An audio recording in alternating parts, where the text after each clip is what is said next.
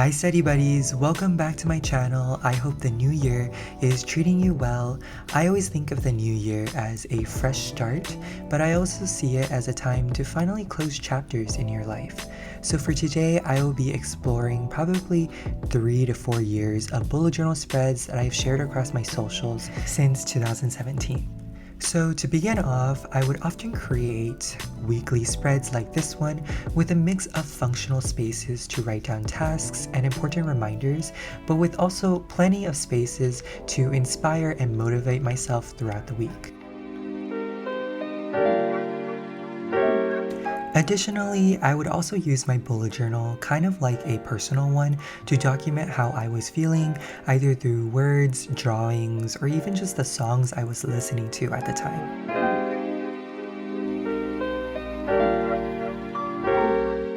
So moving on, monthly pages were also one of my favorite ways to keep track of when deadlines were upcoming, or even just tracking my friends' birthdays or holidays to look forward to. Also, my bullet journal did go through some water damage, probably due to a spilled drink, but I don't know, I kind of like it like this.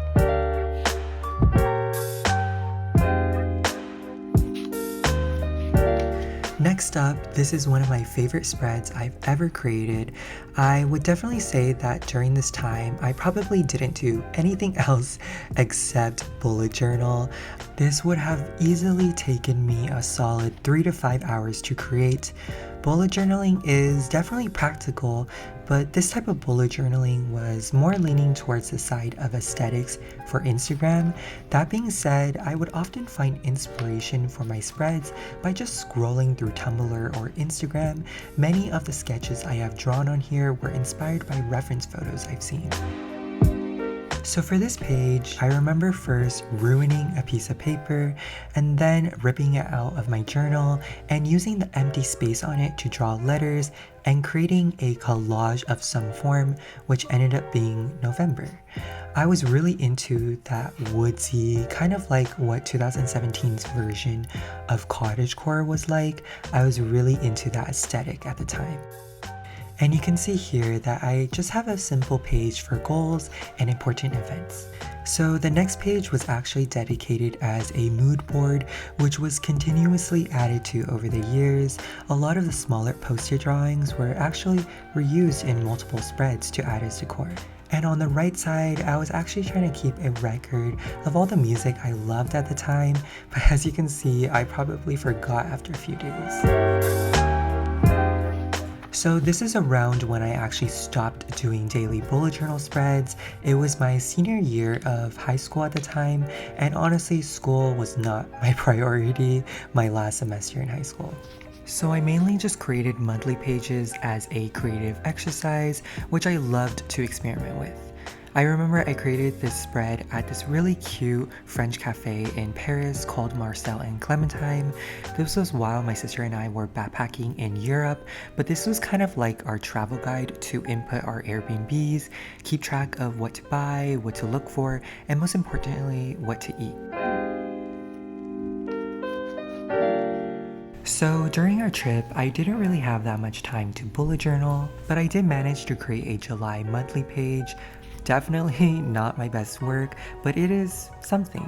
I also tried to make a few more conceptual pages for traveling, but I definitely ran out of time at the end.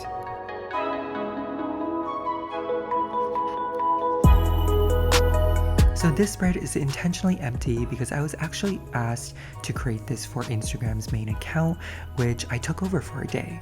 Probably one of my more prouder moments.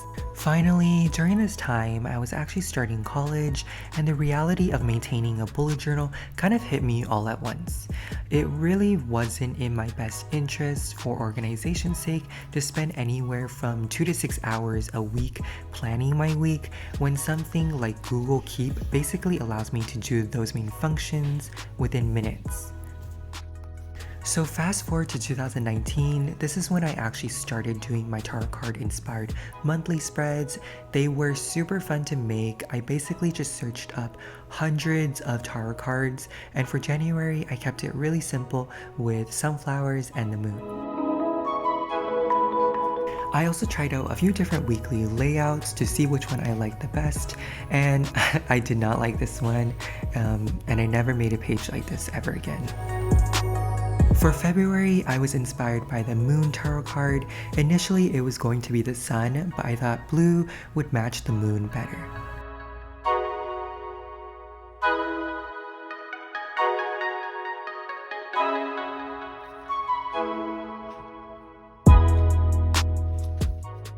So moving on to March, I genuinely did not know what to draw, and it was raining at the time, so for springtime, I drew florals. So during spring break, I actually found making a spread very therapeutic, and I really loved that yellow sunflower page I made a few years ago. So this is kind of like a successor, the pink lotus version of that, if that kind of makes sense.